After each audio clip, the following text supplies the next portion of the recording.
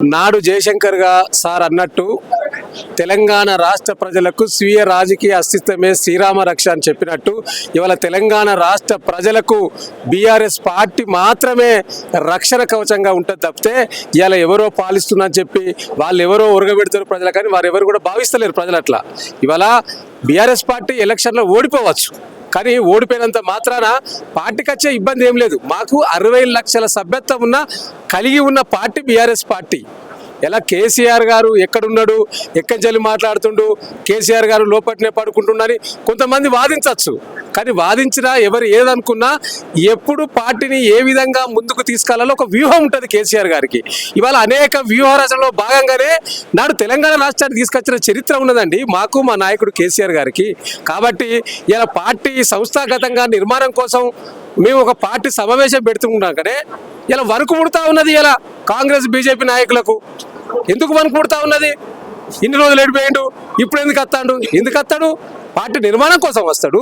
ఎప్పుడు ఎక్కడికి రావన్నో కేసీఆర్ గారికి బాగా తెలుసండి, ఏ విధంగా చేసుకోవాలన్నో. ఇవాళ అధికారం ఏర్పడ్డది, 1 సంవత్సరం పాటు సమయం ఇవ్వాలి అధికార పార్టీ, కానీ ఆలోచన చేసి సార్ గుమ్మరంగా ఉన్నాడు తప్పితే గుమ్మనంగా ఉన్నంత మాత్రాన పార్టీ పైన అయిపోయినట్టు కాదు. అట్లా అనుకుంటే ఇలా జాతీయ పార్టీ అని చెప్పుకుంటున్న కాంగ్రెస్ పార్టీ 14 రాష్ట్రాలలో ఒక్క ఎంపీ సీటు కూడా గెలవలేదు. అంతెందుకండి, మొన్న ఢిల్లీ ఎలక్షన్లో 0 కాంగ్రెస్కు. మరి కాంగ్రెస్ పైన అయిపోయిందా? ఇంకా ఎందుకంటే ఇంకా బెస్ట్ ఎగ్జాంపుల్ చెప్తాను నేను. 2014, 2018 జరిగిన ఎన్నికల్లో కాంగ్రెస్ పార్టీ గెలిచిన సీట్లు అత్యవసర సీట్లు అయినా కూడా ఆ తర్వాత ఒక్క ఎమ్మెల్యే కూడా ఆ పార్టీలో లేడు. కాంగ్రెస్ పార్టీగా పుంజుకోదనుకున్నారు, కానీ ఆ తర్వాత ఏం జరిగింది? మేము ప్రతిపక్షంలోకి వచ్చినాం, వాళ్ళు అధికార పక్షంలోకి వచ్చారు. ఇట్లా అధికారంలో ఒకసారి ఒకరు ఉంటారు, ఒకసారి ఒకరు వస్తారు పోతారు. అయినంత మాత్రాన పార్టీ పని అయిపోయినట్టు కాదండి. డెఫినెట్లీగా ఇవాళ మా నాయకుడు కేసీఆర్ గారు వ్యూహ రచనతో నాడు తెలంగాణ రాష్ట్రాన్ని ఏ విధంగా తీసుకొచ్చినామో అట్లనే మళ్ళీ బలోపేతం చేసుకునే దిశగా, పునర్నిర్మాణం చేసుకునే దిశగా ఇలా మా పార్టీ కార్యాచరణ ఉండబోతా ఉన్నది. దానికి మా పార్టీ అధ్యక్షుల వారు గౌరవనీయులు కల్వకుంట్ల చంద్రశేఖరరావు గారు మాకు దిశానిర్దేశం చేయనున్నారు.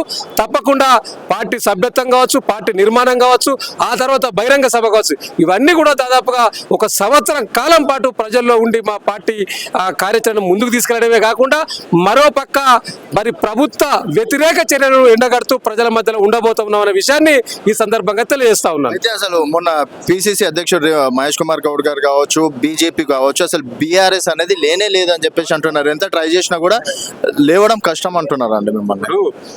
బీఆర్ఎస్ ఎందుకు లేవదండి? అసలు లేచి కూర్చున్నదే బీఆర్ఎస్ పార్టీ.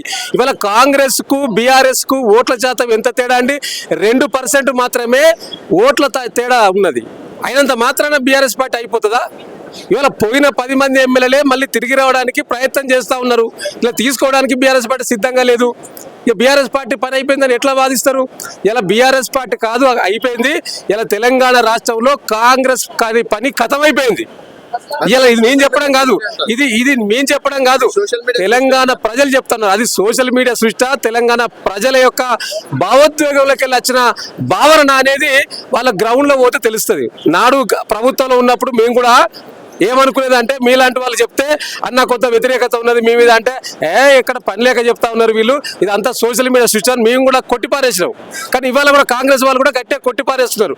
వాస్తవం ఏందనేది సమయం సందర్భం వచ్చినప్పుడు ప్రజలు కర్రు కాల్చి వాత పెడతారు, అప్పుడు తెలుస్తుంది. నెక్స్ట్ స్థానిక సంస్థల ఎన్నికల నుంచి మీ జైత్రయాత్ర మొదలైంది. జైత్రయాత్ర వీరి యొక్క ఫెయిల్యూర్ తోటే మొదలైందండి. కాంగ్రెస్ ప్రభుత్వ ఫెయిల్యూర్స్ తోటే బీఆర్ఎస్ పార్టీ జైత్రయాత్ర తెలంగాణ రాష్ట్రంలో మొదలైంది. స్థానిక సంస్థలైనా ఇంకే సంస్థల ఎన్నికలైనా డెఫినెట్లీగా రాజకీయంగా కొట్లాడతాం, సాధించుకున్న సీట్లు సాధించుకుంటాం.